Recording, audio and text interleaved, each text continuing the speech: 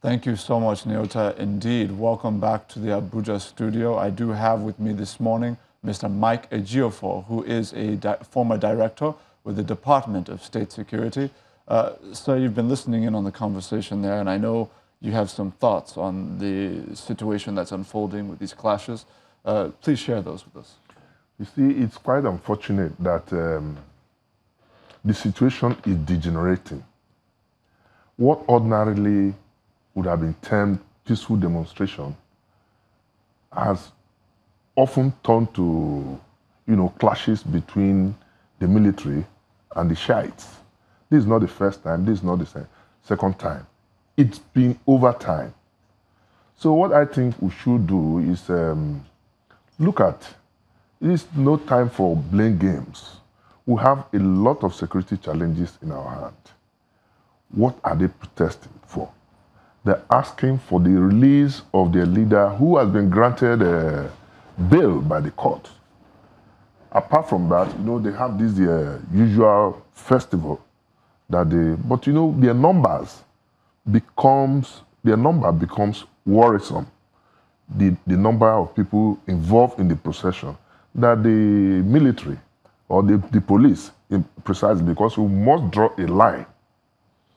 What are the responsibilities of the military and the police? This is purely police affair. Each situation will get our military on the streets confronting civilians. It calls for questioning. We're in a democracy, for God's sake. So I think government or the handlers of Mr. President and leadership of the various security agencies should sit down and work out different approaches of solving this problem, because the rate at which we are losing lives, not just losing lives, you can see business activities, economic activities, social activities being disrupted on a regular basis, and it calls for concern. For crying out loud, I think the responsibility of government is protection of life and property. We're not talking of only Shiites who have a lot of security challenges. So let us not begin to compound our problems.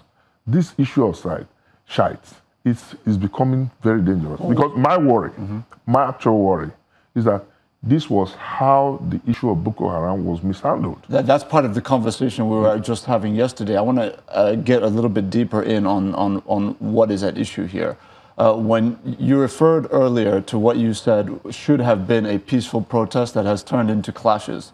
Now, there's argument out there as to whether or not these protests are actually indeed peaceful. We understand that the process, the usual due process of engaging in a protest is to alert the authorities. They now basically set aside a security contingent made up of the police to guide the procession along, just as we see with Bring Back Our Girls and some of the other popular protests we've seen. That's not happening here. There's no request, they're not seeking permission, and the numbers are such that you cannot control it in one side of a street. How then do you, engage with a protest like that that's uncontrolled and unplanned without requested permission?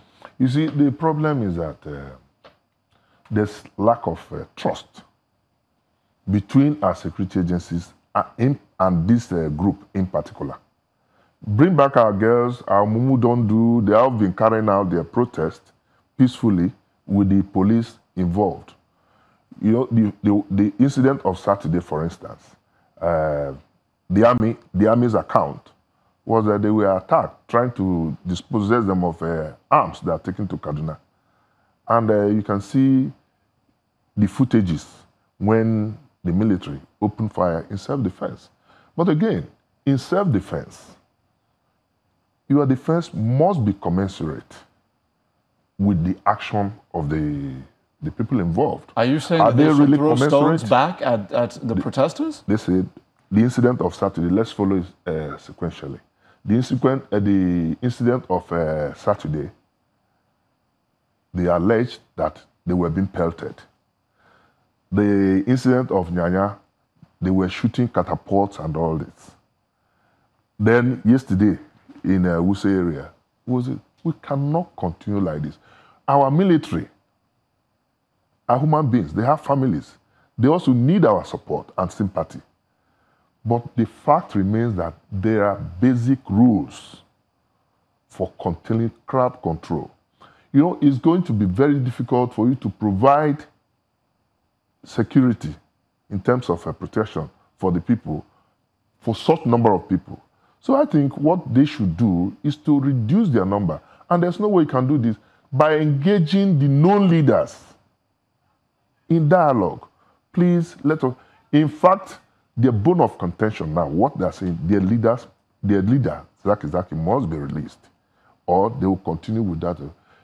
If you continue that way, I don't think it's going to achieve any result. So I think the government should take few of the leaders and explain the reason behind what is going on. The question I have is, you know, your reference to it as a peaceful protest and that this is something that can be resolved potentially through negotiation. What do you now say when you find out that there are protesters carrying what we're hearing over 31 petroleum bombs? You hear other dangerous weapons. These are not stones, these are bombs. You see police patrol cars set on fire. So much ruckus. In a developed clime, would there not be a lethal reaction to somebody with such sophisticated weaponry in this regard? Of course, that should be condemned, because I watched the police vehicle touched yesterday on flames, and I wasn't quite happy about it. But you know, these things are gradually building. That's the point I made, that government should look for a way to address this, because that was how the Boko Haram issue was mishandled, and they went underground. We are still fighting that. If you push these people underground, we're going to have more challenges. Don't also forget that this Islamic movement of Nigeria has foreign support from Iran. And the same thing, ISIL supporting Boko Haram.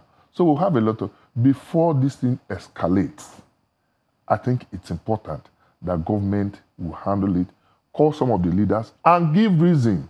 You know, it's about leadership. Give reasons why this man cannot be released.